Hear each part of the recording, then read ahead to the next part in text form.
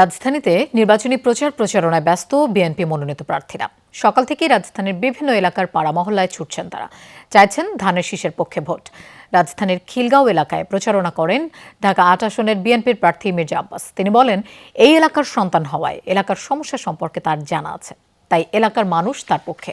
এ সময় তিনি বলেন, এখনকার প্রার্থীরা না বুঝে অনেক কথা বলতে পারে, কিন্তু সিনিয়র রাজনীতিবিদ হয়ে সেটা বলা যায় না। এদিকে সকালে রাজধানীর মিরপুর এলাকায় প্রচারণা করেন ঢাকার ১৬ আসনের বিএনপির প্রার্থী আমিনুল হক। এ সময় তিনি বলেন, মাদকের বিস্তার, কিশোর গ্যাংয়ের দৌরাত্ম্য আর গ্যাস সংকটই ঢাকা ১৬ আসনের মূল সমস্যা। ক্ষমতায় গেলে এসব সমস্যার সমাধানেই মনোযোগ দেবেন বলে ভোটারদের আশ্বস্ত করছেন তিনি।